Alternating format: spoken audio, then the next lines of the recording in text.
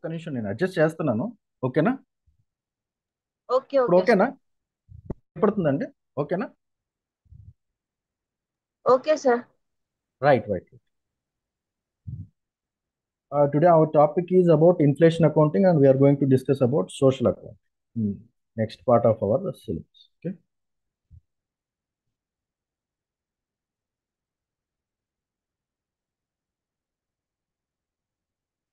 Can you see my presentation?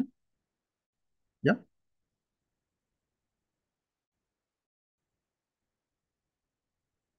Can you see the presentation? Yes sir. Right.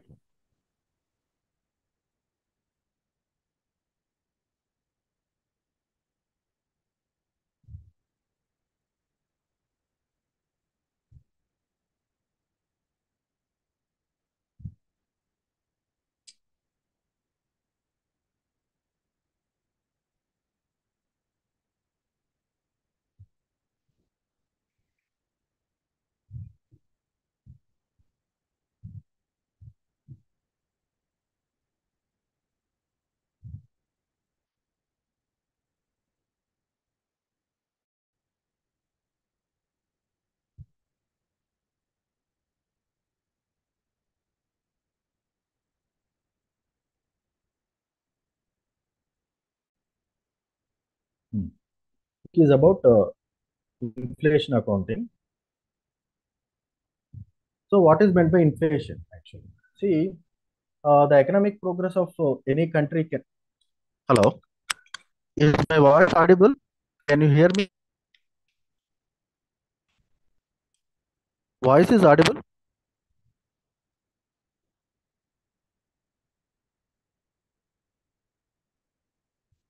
So, what is meant by inflation accounting? So, inflation means generally what we talk about inflation is that it is about increase in the value of goods and services produced in an economy. What does this mean? What is meant by increase in the value of goods and services in an economy? So, what happened is normally the economic progress or economic stability of a country is determined by the how by the GDP and the cost of goods and services produced in the economy. So, in a normal economy, what happens? Scarce. Scarce means there will be limited resources and the demand for the products will be increasing consecutively. That means there is a need to pay more year on year. There is a need. We have to pay more for the goods and services. So this is a normal phenomena in any economy. So in any economy, that means year on year, certain kind of inflation should be there. That means there should be an increase in for the goods and services produced in an economy. So if you are not producing any goods and services in an economy, so there won't be any growth and there won't be any opportunity to get the goods and services. In such a case, there will be more demand for the goods and services. So that will increases the cost of the goods and services. So this is basically about what is meant by inflation. So inflation is of different types. When an economy is normally moving in its normal direction, when there is more demand for the goods and services, it will automatically increases the price of the goods and services. So this is what is called as demandful inflation. Demandful inflation. It occurs when the demand for the goods and services in an economy exceeds the economic ability to produce them. So there is more demand for the goods and services and the availability of resources is very limited. In such case, there will be increase in the goods and services. This is called as demandful inflation. On the other hand is, so when we are producing goods and services, the cost of the goods and services will increases due to various factors, various inputs, cost of inputs that are used in the process of production of goods and services. This type of inflation is called as cost push inflation. On the other hand, so as I said that it is a broad rise in the prices of goods and services across the economy over a period of time, which will automatically reduces your purchasing capacity, both for the consumers and the business. So business has to source the raw materials. For them, there will be, if there is scarcity of resources, they have to pay more. Automatically, the burden will be coming on to the consumers and the price of on the consumer on the price what the consumers are going to pay for the products will be automatically increasing. So when you look at from the economic point of view, you see that uh, there will be inflation due to the monetary policy. Monetary policy is about controlling the flow of money in an economy. If the flow of money in the economy is also not properly, the availability of money in the hands of the people will be more. Automatically, what happens is, if the buying capability is increased and the products are very limited, then there will be a demand from different side, and automatically the price will be increased. So one measure that to control the inflation in an economy is the monetary policy. We have to follow a strict monetary policy so that the flow of money will help in controlling the inflation. So if you want to say in other words, the country's central banks, the interest rates which the central bank is setting up, is interest rates increase or interest rates decrease, is based on the market demand and availability of the resources, so that the demand for the money will be maintained at a balanced rate.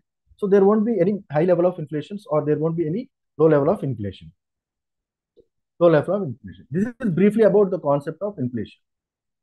Now try to understand why there is a need why there is a need to consider inflation in the area of accounting. What is the need for consideration of inflation accounting in the process of accounting process?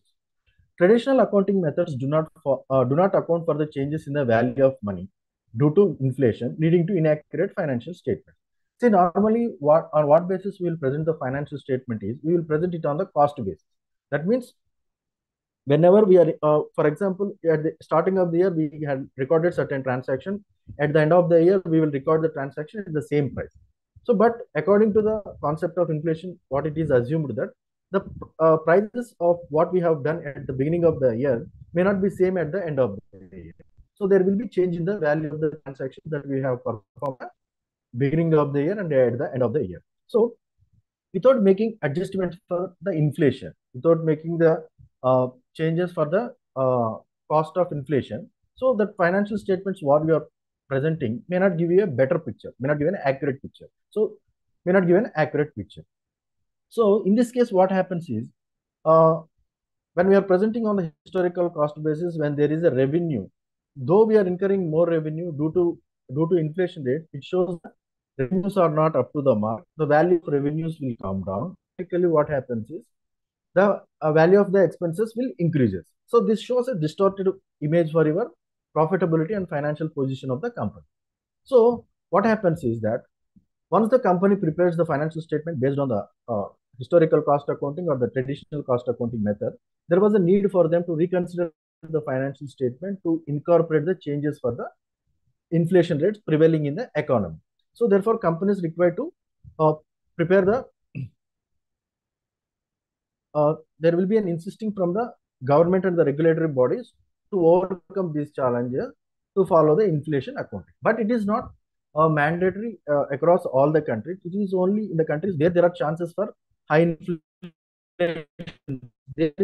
and it is made mandatory to go for an inflation accounting. So stakeholders such as investors, lenders, and analysts may require inflation-adjusted financial statement to assess the financial performance and financial stability of the country during these inflationary times. This is the need for a inflation accounting in the process of accounting. Next, let us recall what is meant by inflation. So, inflation accounting is a special technique used to factor in the impact that that value of the goods in some regions increases. So that impact should be shown in the financial statement. That effect should be captured in the process of inflation accounting. So in the process of inflation accounting, the financial statements are adjusted based on the price indexes rather than solely relying on the cost basis. So instead of presenting on the actual transaction basis, the financial statements can be presented on the using the price indexes or using the current market value of the assets or liabilities or the revenues and expenses. We will try to give you a better picture of the financial position of the company during the time of inflation or in the higher inflationary environment. So this accounting is also called as price level accounting. We will call this accounting also, inflation accounting also, as a price level accounting. So when a company operates in a country where there is significant amount of price inflation or depression, that historical information on financial statement is no longer relevant. So automatically becomes irrelevant. To counter this issue, in certain cases, companies are permitted to use the inflation-adjusted figures. That is, restating the numbers as per the economic values. Economic values means economic values means how far they are useful, depending upon their usability, depending upon their benefits to the company, the values can be determined. So there are different methods of inflation accounting. So how to account for inflation? How to account for inflation? How to consider the impact of inflation on the financial position of the company? So normally one is current purchasing power account, current purchasing power accounting, CPPA account. So what happens is that in this method, all the items in the financial statements are restated in terms of constant unit of money. So we will take a standard price unit, we will take a base price, and according to that base price, the value of each item in the financial statements can be restated. That means whatever the revenues, whatever the expenses we are incurring, and the value of assets and liabilities, we have to restate it at the current market value using a standard unit of measurement. So in order to measure price level changes, what we will use it, general price index. What is a general price index? General price index is a measure of inflation in an economy. So this general price index measures the increase in the value of goods and services prevailing in the market.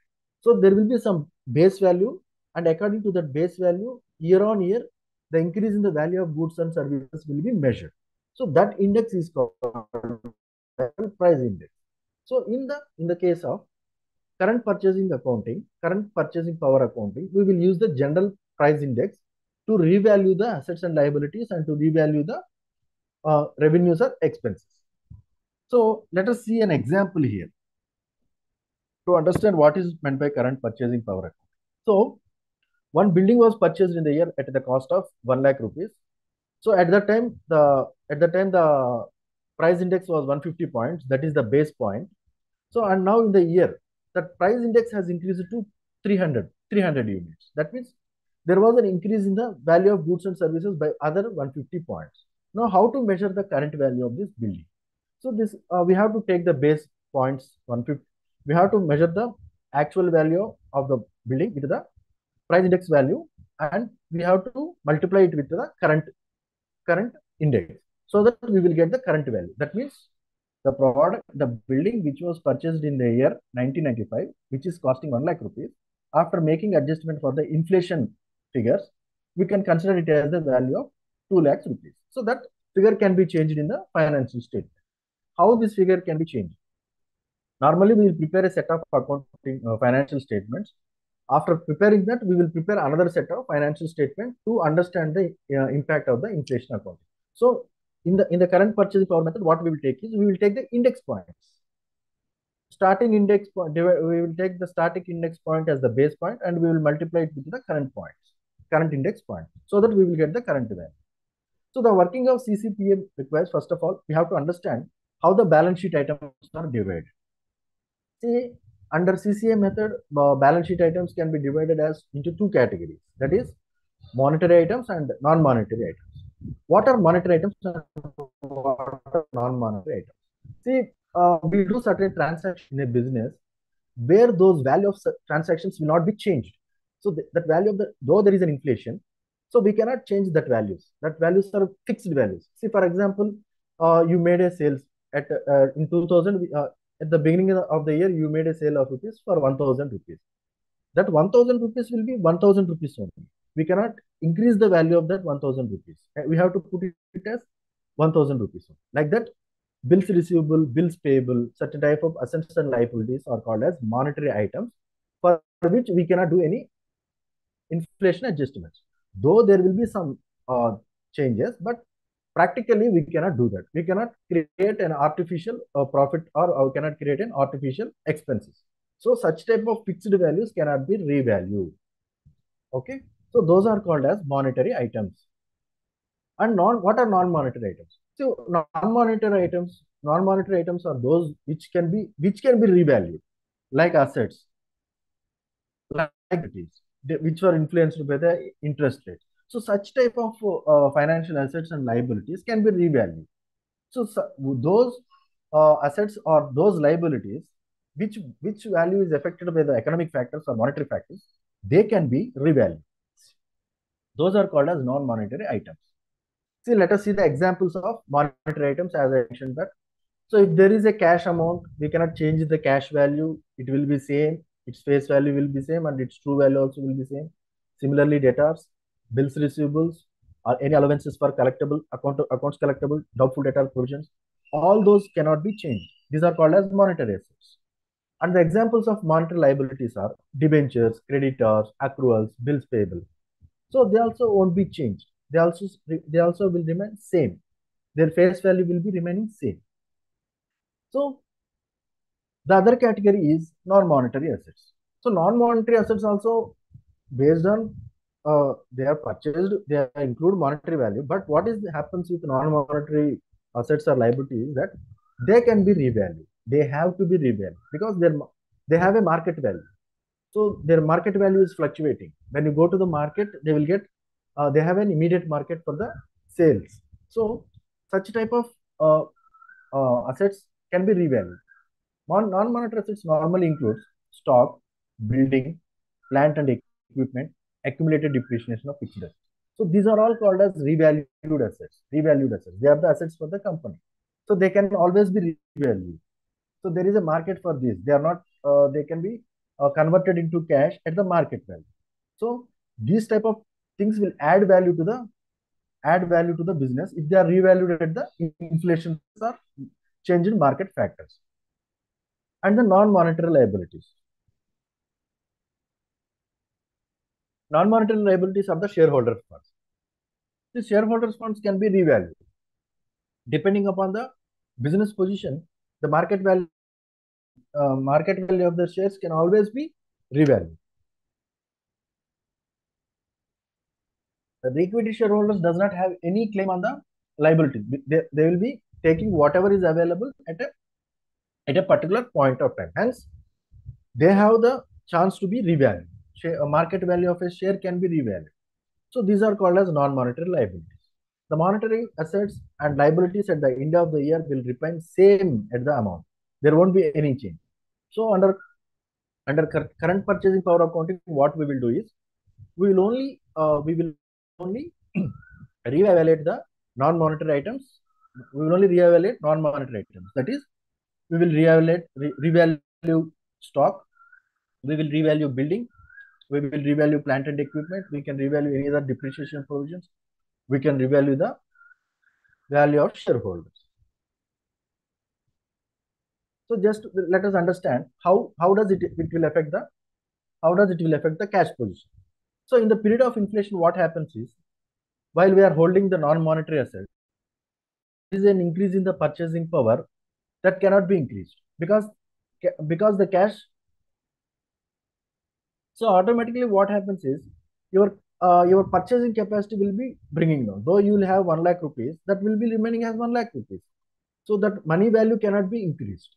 Similarly, non-monetary liabilities. If you are holding any non-monetary liabilities, that will adds value to you because in the time of increased inflation time, before the inflation times only, this monetary liabilities has emerged.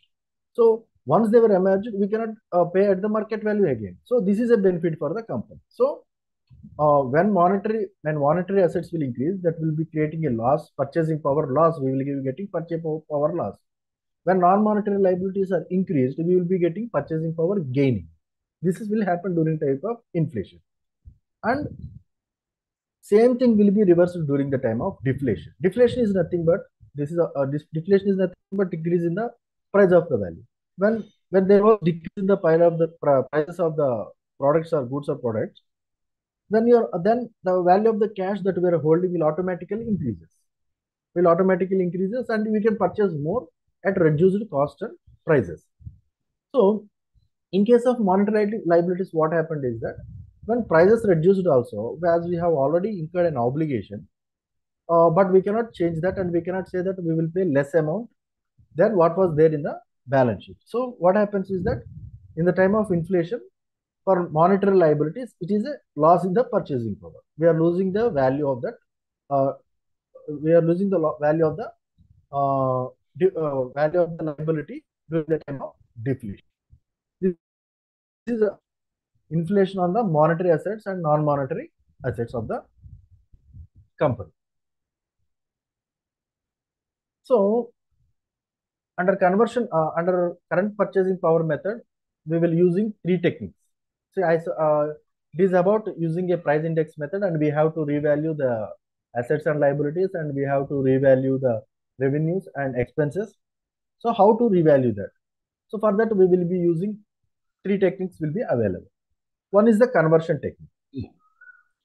Under the conversion technique, as we have discussed the example earlier, the historical prices will stated using the historical prices which were showing in the balance sheet can be restated at the current purchasing power by using the general price index. So we'll be having a base index at the beginning of the time period, and we'll be having a price index at the end of the period of during which there will be inflation. Inflation is considered. So the conversion factor formula is current price index number divided by previous price index number at the date of existing figure. That means there will be a period for which we are trying to measure the inflation. So normally it will be for a period of 1 year, or it will be a period of 4 years or 5 years. So whatever it is. So for every period, there will be a starting price index and there will be an ending price.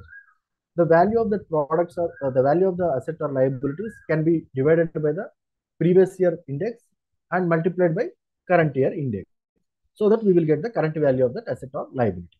So this is called as conversion technique. So as we have already discussed one example, so that example can be covered here. See, in 2013, the building value of the building is 1,60,000 rupees. At the time, that index was 250 points, and we have to convert what is the value of this in 2023. What is the value of that asset can be in 2023? The index was increased to 500 units.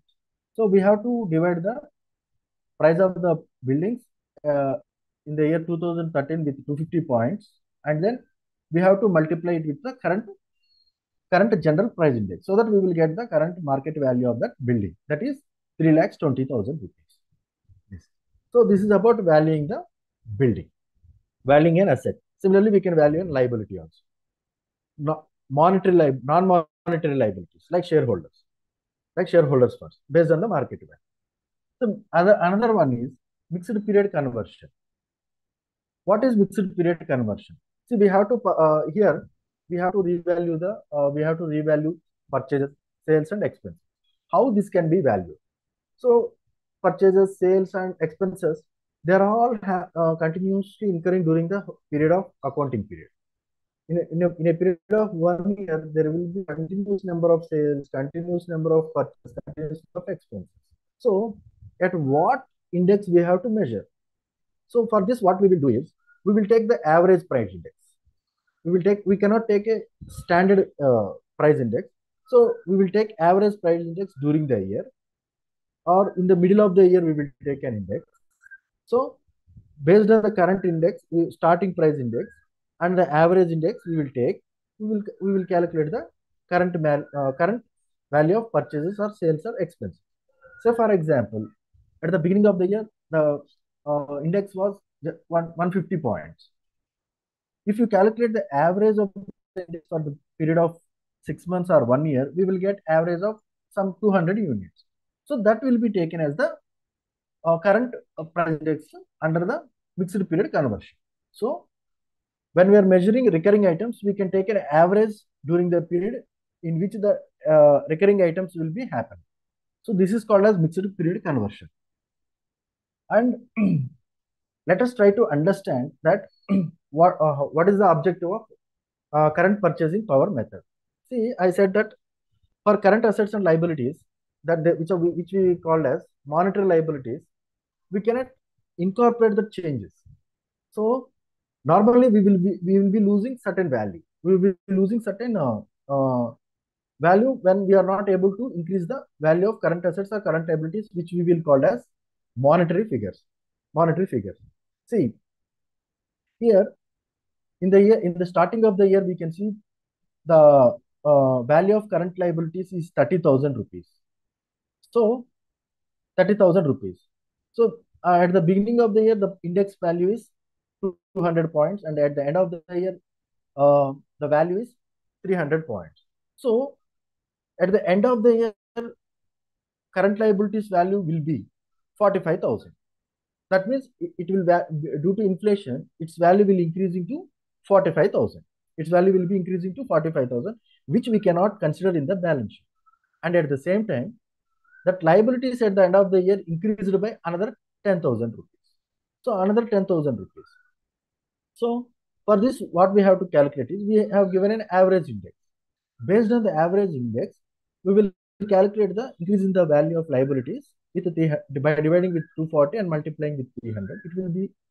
It will be amounting to 12,500. So what happens is total value of that liability. So at the end of the year will be 57,500. 57,500. How it came is beginning of the current liabilities were revalued and the increased current liabilities were revalued. So it is 57,500. But we are showing it as only 40,000. That means we are losing 17,500 as a result of we are gaining because it is liability. So if you are not considering the inflation, we have to pay the actual value. We have to pay the 30,000 rupees and we have to pay only that 40,000 rupees. But because as a result of inflation, we are saving 17,500 rupees, which we are not considering in the financial statement. So this is the effect of inflation on the non-monetary items. So under current purchasing power, we will try to calculate the monetary assets and monetary liability. And when it comes to assets, you can see beginning of the year it was 25,000. When it comes to the end of the year, when you divided it with 200 units base units and with 300 units at the end of the year, we can see it increases to 37,000. And during the year, there was an increase of 15,000. If you take average of that increased assets, we can see the total assets were increased to 52,500. But what happened is we are not incorporating these changes in the financial statements. We are showing only 37,000. So as a result, what happening is we are losing 15,500 rupees. So as a result of inflation, able to increase the value of liabilities. So we are gaining 17,500. As a result of inflation, which we are not factoring into the financial statement, we are losing 15,500 from the assets. So on a whole, what we can see the difference between increase in the liabilities and increase in the assets, we can see that we have a monetary advantage of 2,000 rupees. As a result of inflation on liabilities, we were able to save 2,000 rupees. This is the objective of current purchasing power method. So under current purchasing power method, we will identify the monetary gain or loss from the monetary assets or monetary liabilities. Monetary liability. So let us have some understanding of the process of current purchasing power method. The critical problem in inflation accounting is training the accountants. So this is a very complex process, and we cannot prepare inflation accounting easily. So there was a need to train the accountants, and there was a need to give more information to consider the value of inflation on the financial statement. So this is a very complex process, and it requires a lot of skills and knowledge to understand how inflation can be considered and how inflation can be reflected in the financial statements. So uses of price index is one of the challenge in the revaluation of assets. So we cannot straight away use the revaluation indices in the valuation of assets because assets itself will have some market value and they have some marketability. So in this case, using price accurate value of the assets and liabilities. So the managers have the responsibility of the managers will be continuously increasing, and they have to make adjustment with respect to different stakeholders. So for them, preparing the historical cost for them preparing the financial statement on risky process. And this process, when we have to factor in the inflation also, it will be more challenging for them to present the financial statements. And at the same time, there will be resistance from the other employee unions and other stakeholders also, because in certain cases there may be losing certain opportunities when the financial statements are considering the inflation figures. When financial statements are considering the inflation figures.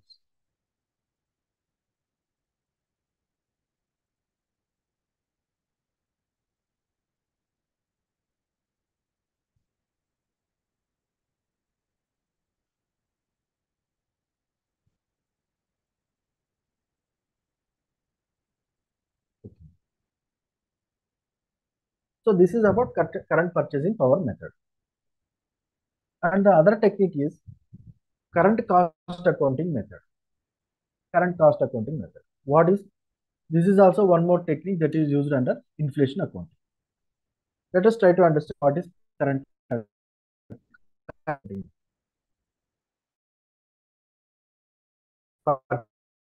Purchasing power method, we use indices. But here we are not going to use the index values. Index values are not used. We are going to consider the current value of an asset or liability. What is the market value? How it is determined? So let us understand what is current cost accounting. The current cost means that the cost of an asset is not necessarily same as the original price or book value. So current cost means, so at the time of purchasing, we will have that is called as book value or purchasing value.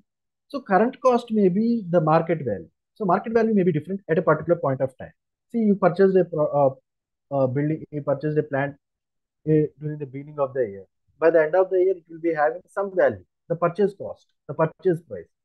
So, but it will be having another market value, which is different from the book value. So that is called as current value.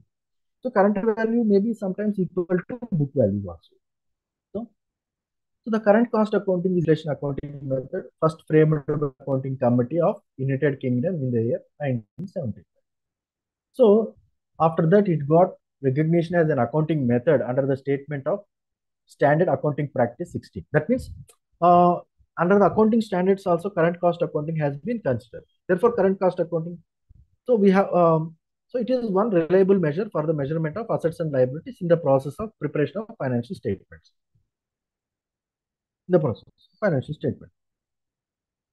So what is the basis of preparing accounts on the current cost? Current cost is to ensure the continuity of the business. See, normally what happens is whatever we are investing in the form of current assets or current liabilities or fixed assets, so their value cannot always be remain same. So there will be keep changing. The values will be keep changing. Mostly fixed assets. These fixed assets, what happens is they are essential to run the business. They will be highly cost effective. So for such type of assets, if they are measuring on a cost basis, and if you are not measuring, it does not give you an idea of when to replace it or when to replace it.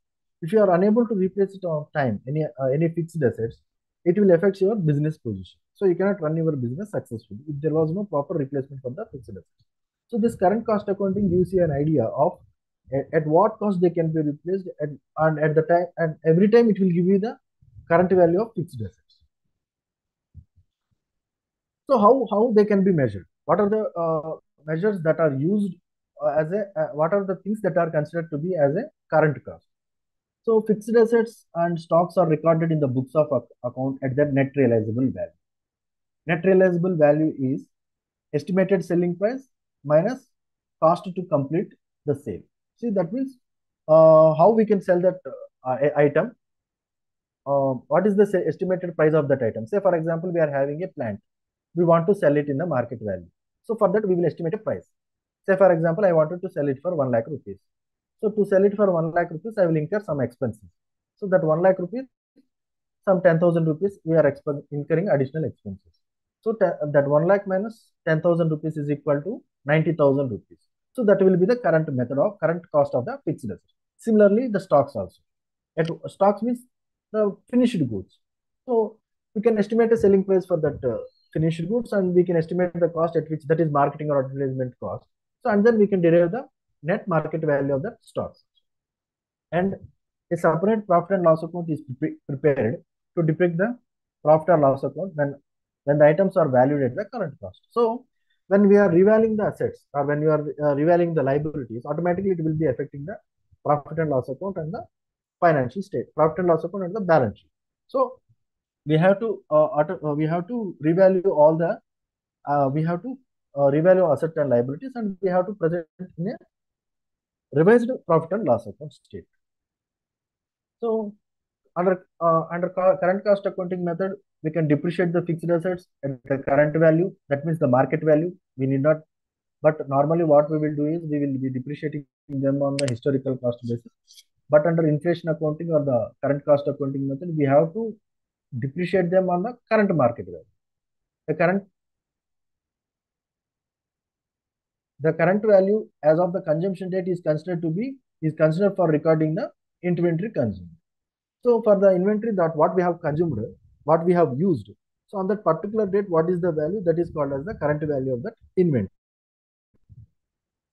So despite of this growing importance of this current cost accounting method, only in America, that means in US GAAP only it was considered, but market this current cost accounting method still needs to be gained. Overall, this inflation accounting is still in the emerging stage. See, though there was a demand and need for presenting the financial figures at the revalued amount, but this was not growing as expected. It still needs time to gain more traction in the market. So let us see how figures will change. Let us try to understand this. See, one construction company has purchased one building 5 years ago for 10 lakhs rupees, and they estimated the usability of the building for 20 years. If we divide that cost with 20 years, we will get the depreciation value. So every year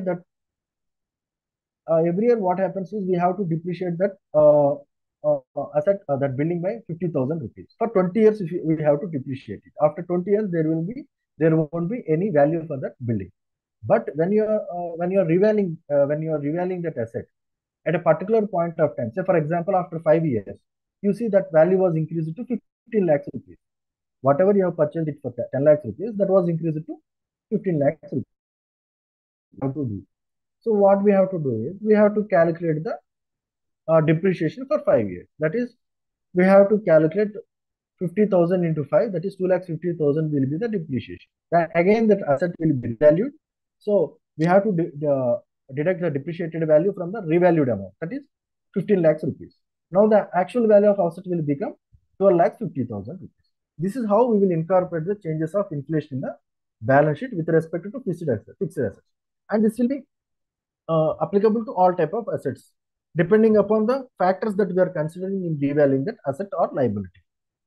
Similarly, how inflation can be factored in terms of in the case of operating expenses. Say for example, we are trying to purchase the we wanted to do a manufacturing activity. We should have raw materials. At one particular point of time, the cost of the raw material is rupees 10 per unit.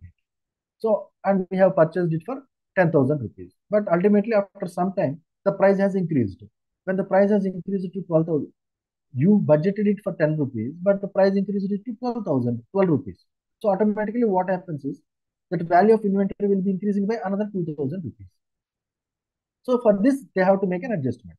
Since there was an increase in the value of raw materials, we have to adjust this value for raw materials. And the finished good should be valued at the new value, new unit cost, that is 12 rupees. So accordingly, after readjusting the financial figure to the current market value, we will get a better picture of the financial position by considering the inflation. So these are the two methods: current purchasing power method and current cost accounting method. So this tool will help to revalue the assets and liabilities, and profit and loss account position can be revalued using price index or using the current market values of the assets. So just let us have an understanding about the difference between current cost and historical cost. So current cost is nothing but the current market value, and current market value, that is the existing value of that asset, and historical cost is the book value at which it was incurred. It is the initial cost of that asset at the time when it was purchased. So valuing current cost is a complex process. It involves a lot of calculations, lot of assumptions, lot of skills and knowledge is essential for the consideration of current cost. And historical cost is very simple. It is based on market factors only. In an actual business transaction, that value automatically incurs. So determining book value is very easy. So under depreciation can be under current cost account, depreciation can be charged at current. Under historical cost, it is charged at book value. So under current cost accounting is meant for inflation. It can be considered for adjustment of inflation. Under historical cost, there won't be consideration for the inflation. That is why we are preparing going for inflation accounting. So for the financial statements which are prepared on current cost can be helpful to make better comparison of the value of assets and liabilities in different accounting periods. So under historical cost method, what happens is the scope for comparison will be lower. It will come down. It will come down slowly.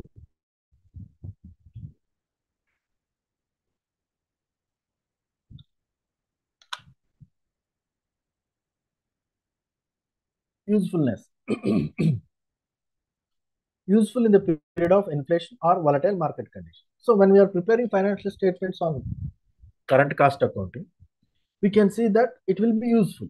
And at the time of inflation, when there will be more economic when there will be more economic factors affecting the financial performance of the company.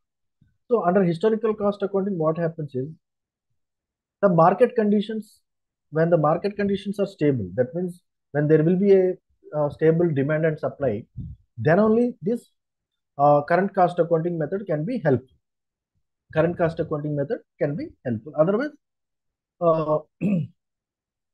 in the unstable market conditions, historical cost accounting cannot be more helpful for the decision making purposes.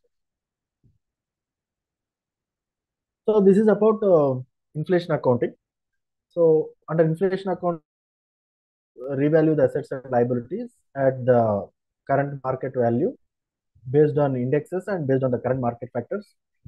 Inflation accounting will give you more insights into the financial performance and financial position of the company. It will help in making better decisions as compared to the financial statements that were prepared on historical cost accounting. So this is about inflation accounting. Is there any doubts regarding inflation accounting? Any doubts about inflation accounting?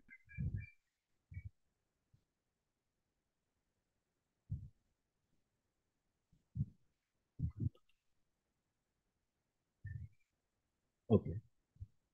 So let us go for next topic, social accounting. This social accounting is a very interesting topic actually. So it's it's a good research oriented topic, but and it's very interesting. It's more than financial accounting. So under financial accounting, what we will do is we will present the financial statements. We will present the profit and loss account. We will prepare a balance. It will give you an idea about that how the company has performed during a year. So then what is social accounting? What is the objective of social? Let us understand that.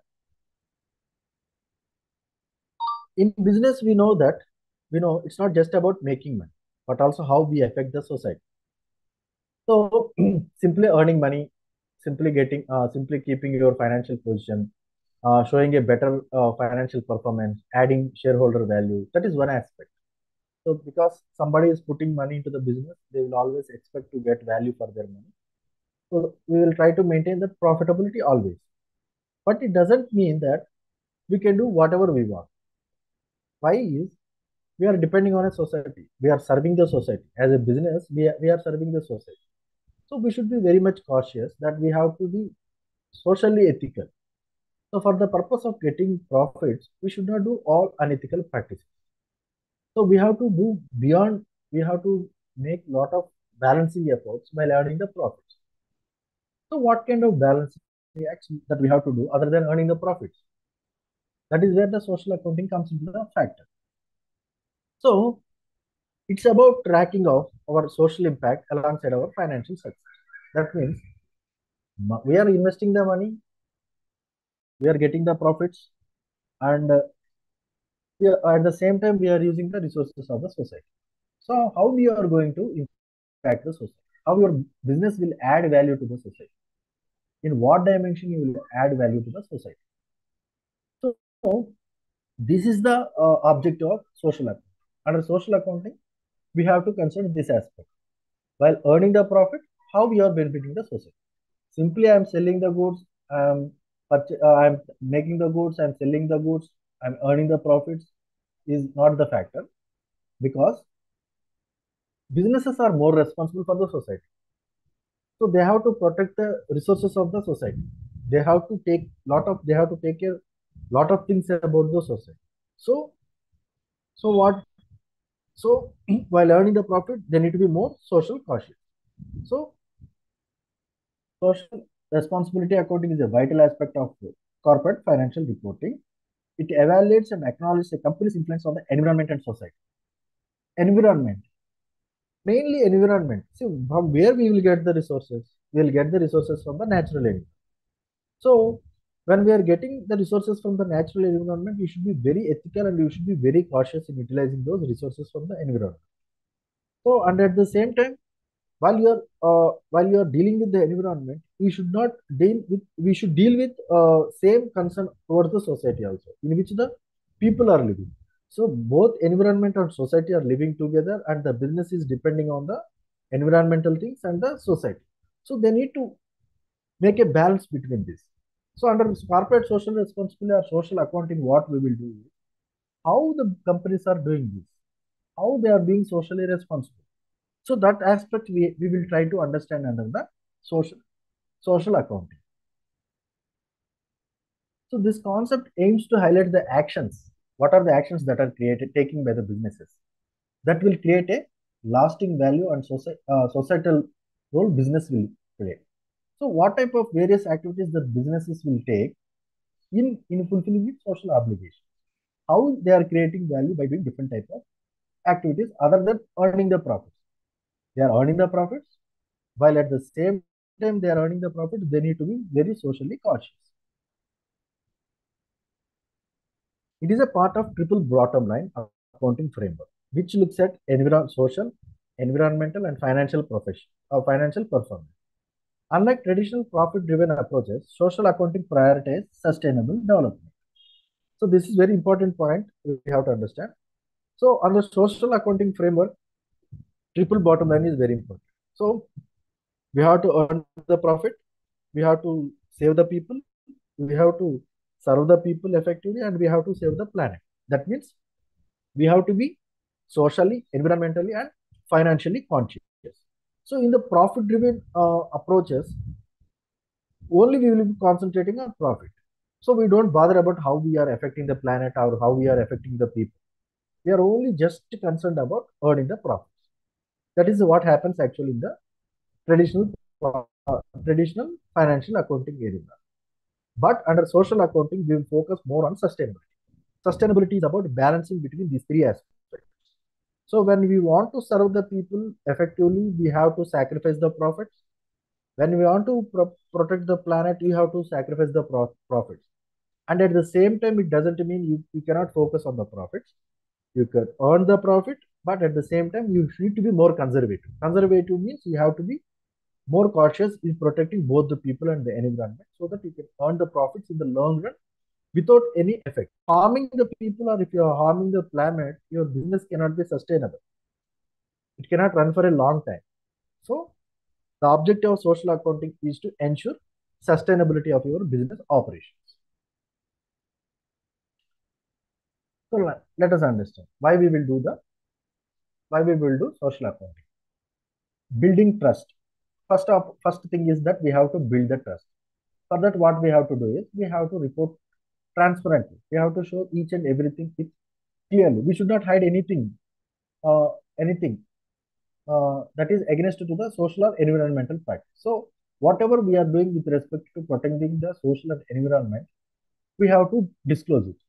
So once if you started disclosing it, it will help the companies to gain the consumer confidence, consumer trust, and it will also increase your public image. So this is one thing that is focused under social accounting. That is building trust in the stakeholders. Different stakeholders will be there. So we have to build the trust with among themselves. So when you are reporting on the social and environmental practice, it will help you to build the trust. Next thing is strong relationship. Strong relationship. So stakeholders have different interests. So we have to address all those interests. So if you are addressing all those interests, uh, it will help in building the relationships. Addressing stakeholders' concern foster better relationships, partnerships. So developing more loyal customers and with interaction. So we'll be having a good supply chain if we are following good norms. So social accounting should be able to focus on building such type of relationship with focus on sustainability and market differentiation. So those who are following this social accounting will have more opportunity to diversify their business. They can get into other areas of business also. Instead of focusing on one particular business, they can focus on different business. It will make them to attract more customers. It will help them to gain the competitive advantage. It will make them a responsible business in the society. So the objective of social accounting should be to focus on market differentiation and risk management. So reporting under social accounting will help in identifying and addressing social and environmental risks, prevents potential financial losses and legal issues, safeguarding the company's reputation and operation. See, as I told that we cannot do business for the purpose of earning the profit. You are responsible for the society. You cannot take whatever the decisions you can take. So there are regulatory framework which you have to function. So under social accounting, what we will do is we will try to take all those things into consideration. What are the various types of risk in terms of legal factors and environmental things. So this will help to understand various risks that the company will face from the regulatory issues. So once you are aware of this, we can start focusing on addressing those issues, which will help in safeguarding the company's reputation and operations of the companies will be protected. Protected. So when you're socially responsible, that means you are sustainable automatically. Sustainable means your business will run for a long time. You are not following any unethical practices. You are doing business in a principled manner, attracting all the people, attracting all the people. So what happens is it will automatically attract the investors also. They will show interest in investing in your business.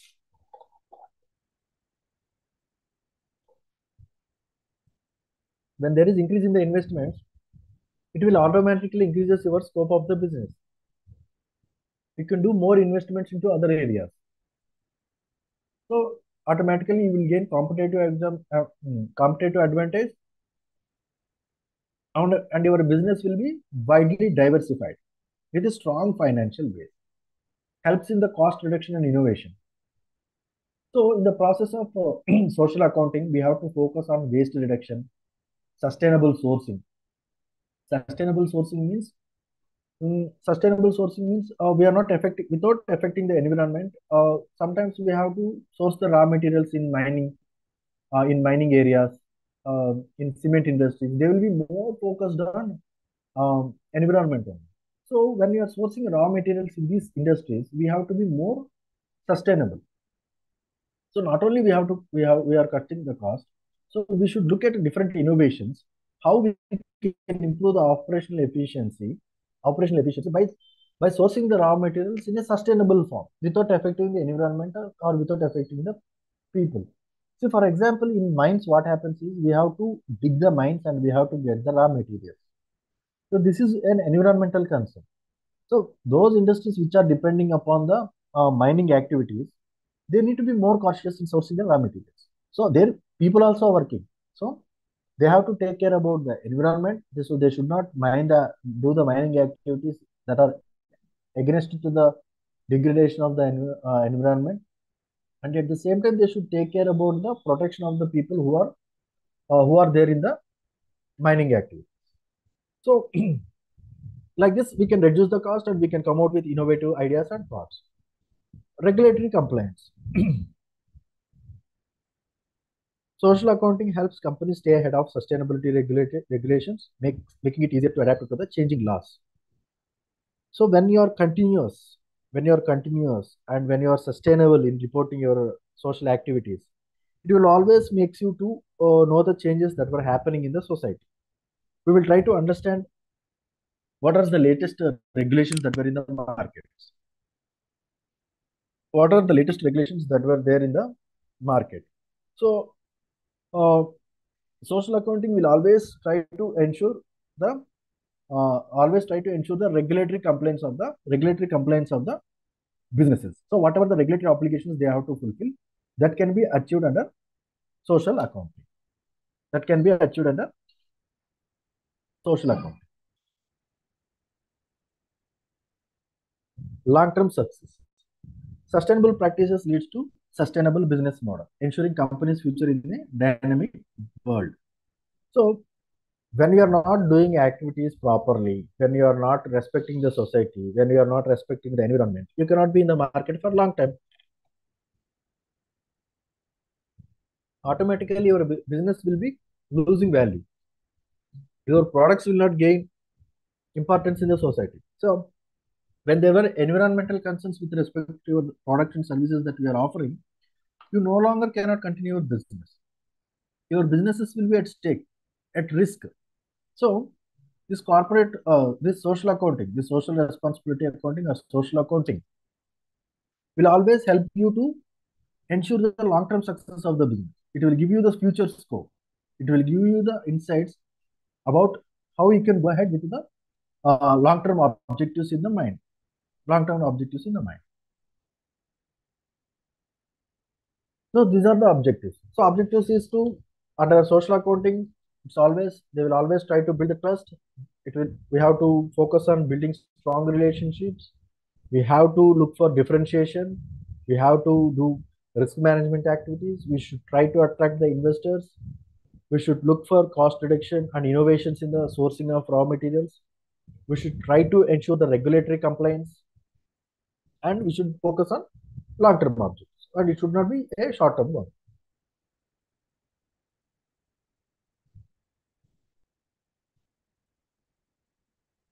So, social accounting helps in building a public image by transparently reporting on the social and environmental issues, and the companies can gain the trust among the consumers. So, by transparently reporting, they can gain the trust and confidence of the consumers, and the public image can be improved.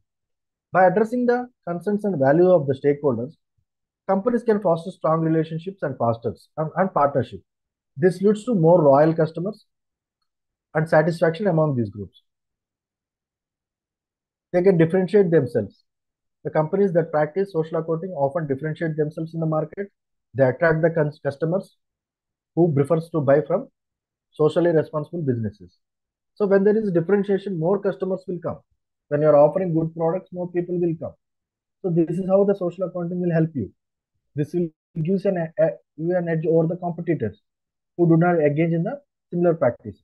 So when two businesses are into the same line of activities, so when you are following ethical social responsibility activity, it will give you an advantage over the competitors. Social accounting involves identifying and addressing social and environmental risks that might affect the company's operations and reputation. This approach can help prevent the issues that might lead to financial losses or legal problems. Investors are increasingly considering social and environmental factors as a part of their investment decisions. They are considering it as a part of their investment decisions. So the companies that demonstrate responsibility and transparency to the social accounting are more likely to attract investment from socially conscious investors. They can attract more investment from the investors if they are socially responsible. By focusing on the areas such as waste reduction, this will lead to innovation. So when we are looking at energy efficient and sustainable sources, companies can find ways to reduce the cost. This can also lead to innovation that will improve the overall operational efficiency. Social accounting can help companies stay ahead of regulatory trends and requirements regarding the sustainability and social responsibility. This can make it easier for the companies to adapt new laws and regulations. Companies can ensure their long-term success through this. Sustainable practices often lead to sustainable business model, securing the company's future in the changing world. So these are the objectives and advantages. So what we try to achieve is the advantages of the social. It will automatically adds advantage. Creation of public image is one advantage. So that is what the objective, and getting public image is one advantage. So stakeholders confidence on you and differentiation, addressing of the environmental issues earlier. So addressing the environmental investors, coming out with innovative thoughts and measures, and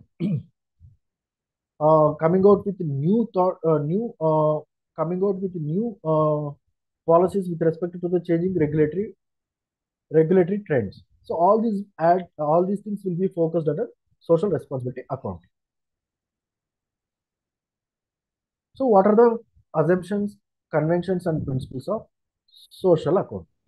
So accounting. So we have so far discussed about the concept of social accounting, how it will be helpful for the businesses. Then what will be the principles? Accounting means recording. No? We have to record the account. We have to record your social responsible activities. How you have to record your socially responsible activity. So that's what we will call as assumptions, concepts, conventions, and principles of social accounting. So these are not necessary. These are the basic foundations of social accounting. These are the areas which we can focus about social accounting. So we'll try to understand the basic theme of social accounting, what we have to report under social accounting. We will go through one example and we'll try to understand how that company is looking at various aspects of social responsible things. So this will be the primary structure of a social responsible accounting. Social responsible accounting. See, one coffee shop chain is there. So what this coffee shop does is they will not only sell the coffee shop means they will have number of coffees across different regions. So while selling the coffee, they are not only focusing on selling, but they are also focusing on social accounting also. So to show how they are contributing for the society, to show how they are contributing for the environmental protection, they are doing certain type of activity. Let us see from the environmental point of view, what type of activities a coffee shop is doing. This particular coffee shop is doing. The coffee shop starts by reporting how much waste is producing each year and what they are doing to reduce it. See, environmental impact is, so in their business operation they are producing a lot of waste. So how? So they are not dumping that waste. So if they are dumping that waste, they are not socially in the environment. They are damaging the environment. So instead of to overcome that, how they reduce the waste. Say for example, uh, they for instance they are using biodegradable cups and biodegradable cups and recyclable cups more of their waste. So by using this biodegradable material, what happens that they are reducing the usage of plastic. So if that biodegradable cups are not there, biodegradable and recyclable cups are not there, they have to rely on the plastic materials. So relying on the plastic material is environmental concern. It will affect your environment. So by shifting to the biodegradable material, they are trying to reduce the impact of waste generating by their coffee business on the environment. This is one step they are taking towards protecting the environment. The next one is community engagement. The company also reports on its involvement in local communities. See how they are serving the society. They are doing the business in terms of environmental protection. They are reducing the waste by using the biodegradable materials, and in terms of community development. Communities means the people who are living surrounding of their business. So how they are helping those business? How they are helping the community? So one business came and started in your locality. They are selling the products. So you may be thinking that what is the benefit for me? So community engagement, how they are helping the people locating around its business. So for example, what they are doing here is they begin a program to support the local schools by donating a percentage of their profits. So they are not more profit conscious. So as a part of their community engagement, what they are trying to do is that they are trying to invest in certain part of their profits on the developments of schools. That is one activity they are doing for the protection of the for the serving, and they report on how much money they have donated and what schools have been able to do and what schools have been able to do with that money, like buying books or improving their playgrounds. So for this, they will report how much money they gave, to what schools they gave, and what and how the schools used their money. This also they reported it. They will report in their social accounting process. And also, in addition to that, what they are doing is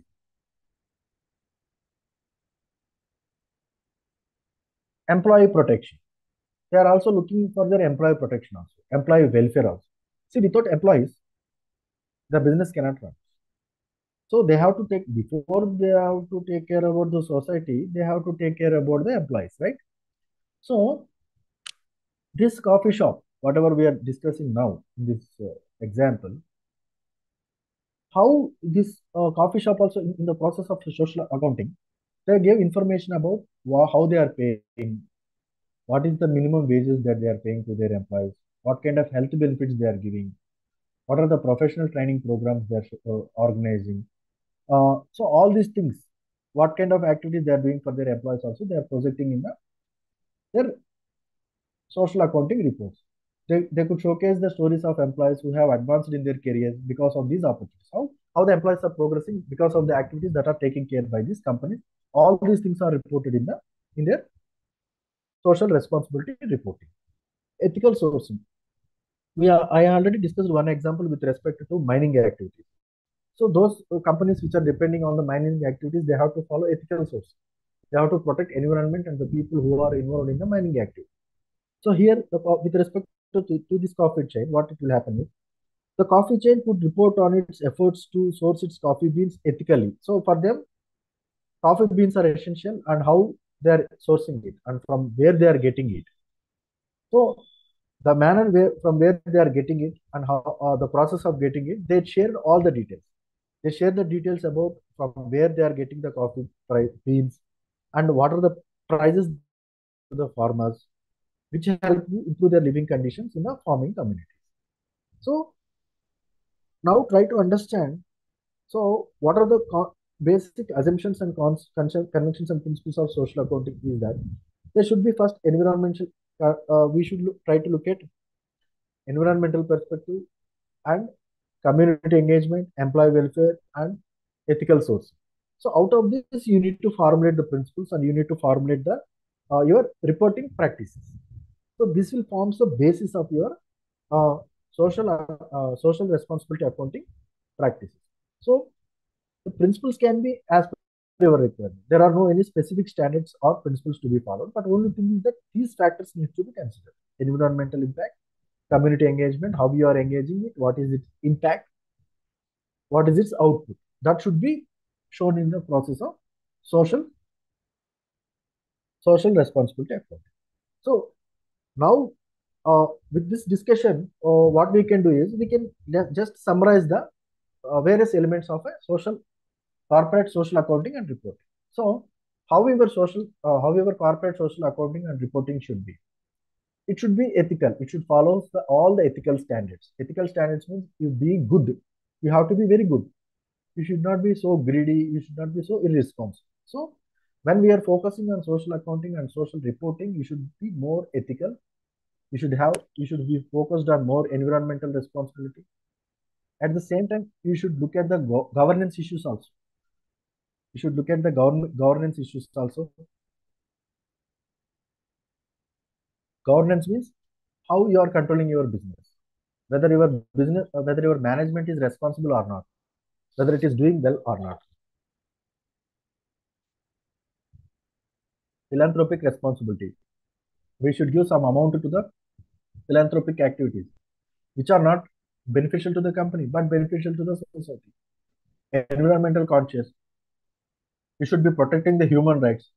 You should be economically responsible. You should be responsible to your stakeholders. Reporting, diversity and inclusion. Diversity means, so diversity can be in different forms. So we have to show equality in the diversity. Say for example, you should make a how you're addressing the diversity issues. So how in some areas women will be neglected. So how you are addressing that? In some areas, low level people are not coming in to the mainstream economy. That means inclusion is a problem. How you are addressing that? Improved customer loyalty, regulatory compliance. So while you are focusing on the corporate social accounting and reporting, you should basically look at all these components. So your reporting should be based upon all these components. You have to consider this and you have to report in the reporting activity. So there was a lot of research what we need to consider as a corporate.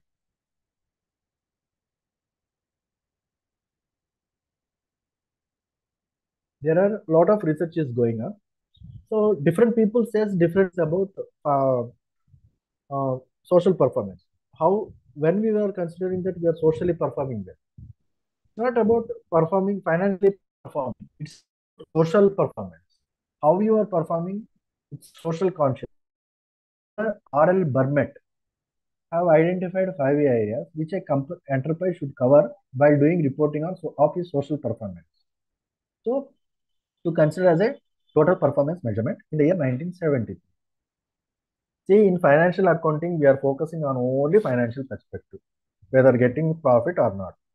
But this social accounting is a very broader concept and it needs to focus from different dimensions. So different people have their different use. So what Burnett says is that you should focus on net contribution. So being socially more conscious doesn't mean you should not getting profit, but you should be focusing on earning profit also. That's what he is saying. That is one thing he is telling. At the same time, human resource contribution. So impact of enterprises policies on the human resources. Just now we discussed this with the coffee shop example, how they are serving how they are protecting their employees, how they are improving the performance of their employees. Public contribution. So how they are contributing for the outsiders of the organization. So what kind of activities they are doing? That is developing social clubs, schools, and charitable organizations. So this all we have seen with respect to the coffee shop. What that coffee shop is doing, how it is reporting its corporate social responsibility activities. Environmental contribution. So environmental contribution. So in terms how what kind of care they are taking. So for the protection of water resources, for the avoiding of air and soil pollution. So what kind of activities they are taking? So what air purifying activities, disposal of waste practices. Then product or service contribution. So in terms of product and service contribution also, we should be more ethical. So that means we should give preference to your customers, how you are protecting your customers, how you are giving interest to your customers. This is also one more thing that we need to consider in the social performance activity. So according to Burnett, these are the 5 things. See, so far whatever we are discussing, all these will be broadly here and there will be similar. So, but some research work has been going on, and according to that research work, standardization will come. This area is an emerging area. That's why different people will talk about different things. So these are the important contributions to the area of social responsibility. So National Association of Accounts Committee of USA 1974 has identified another 4 years. Again, they are also looking at community development, human resources, physical resources, and environmental contribution, product or service contribution. Similarly, what Burnett has said, this National Association of American Accounting Committee also saying the same thing. What are the basic components they should have? So when we are talking something constructively, we can take a standard parameter. So far, we have discussed it theoretically, and this will give some standard points that we need to consider in the process of corporate social responsibility reporting or accounting.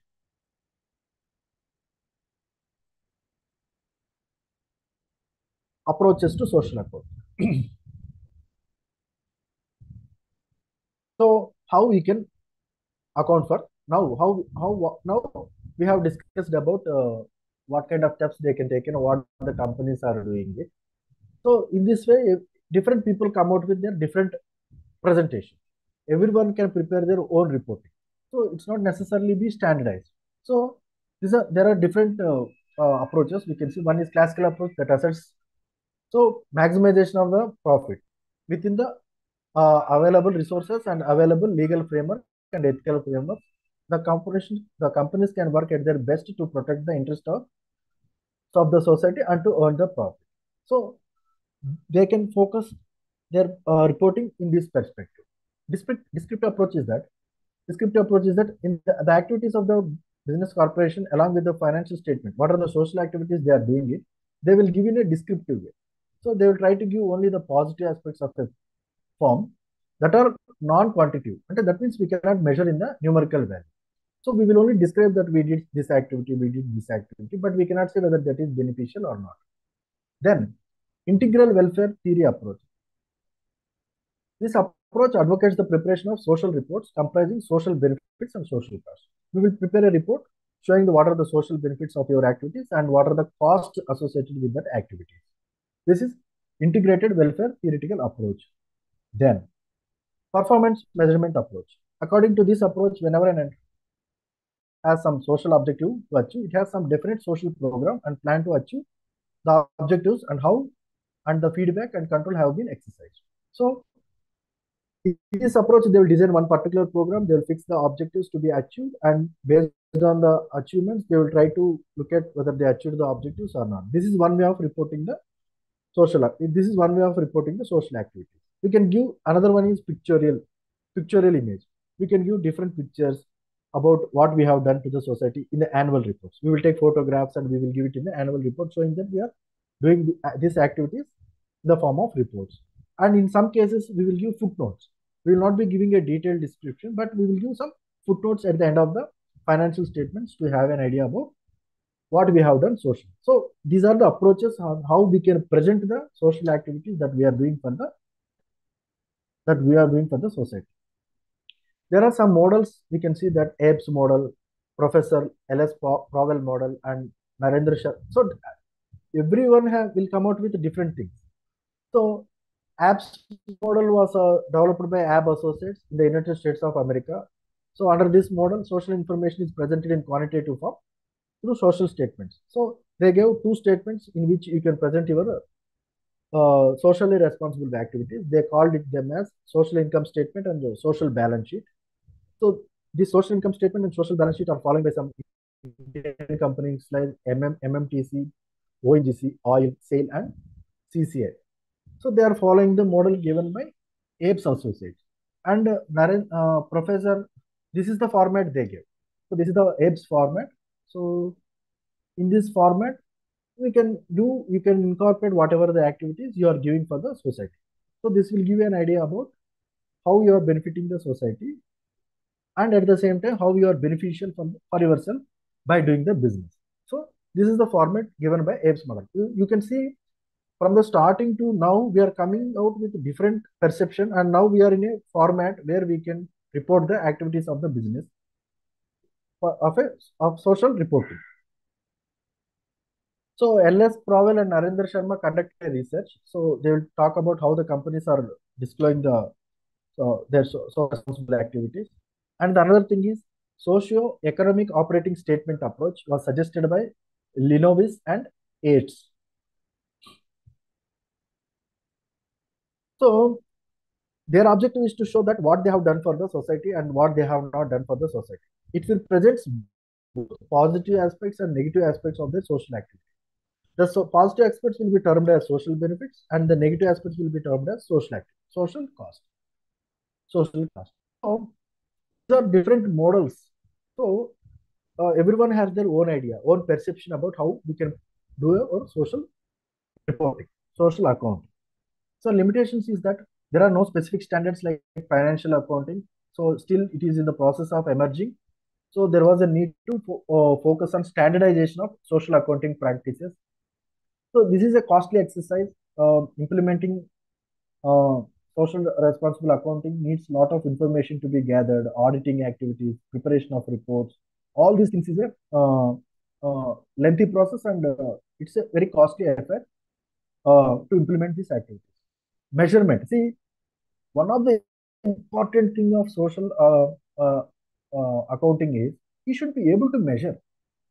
We should not simply give the information. See, earlier we studied about descriptive approach. In the descriptive approach, we just giving the what we have done. We are not measuring it. Measuring means we should quantify that. That impact should be quantified. So whatever the impact, that impact may be long term or long term, short term, we should be able to measure it.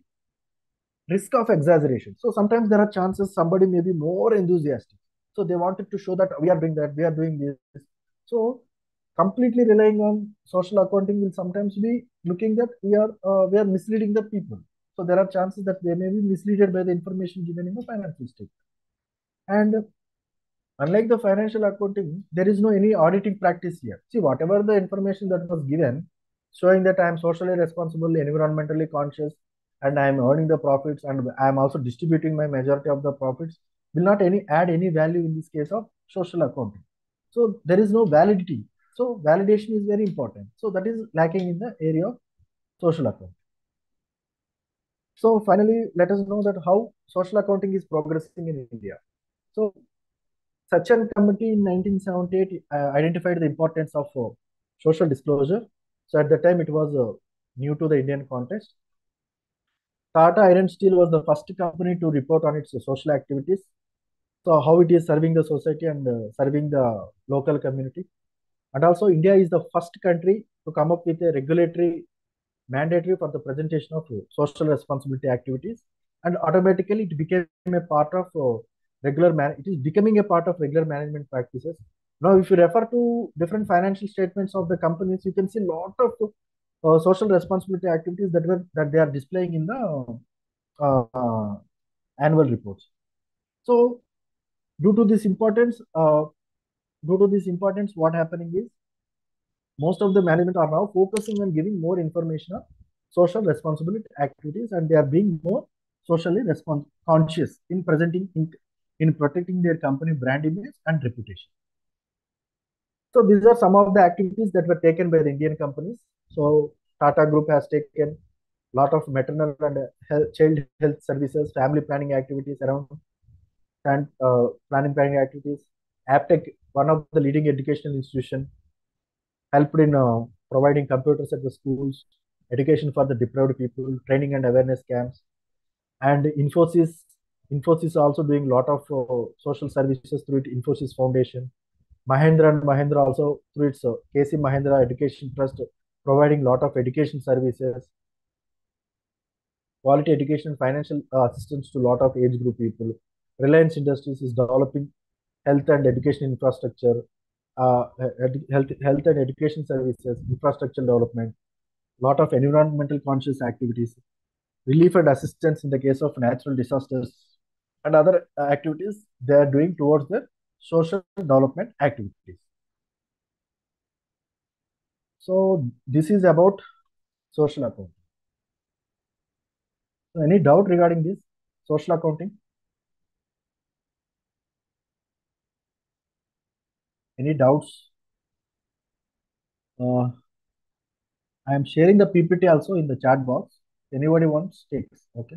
If anybody want, can take.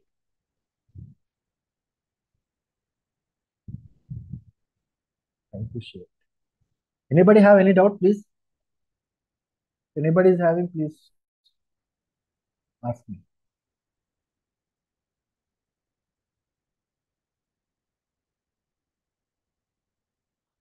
Any doubts? So I am adding the PPT of today, seventh day.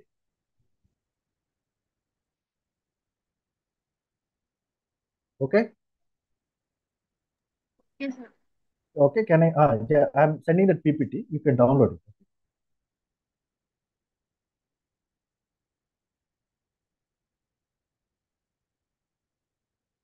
You got it? That PPT? Got the PPT?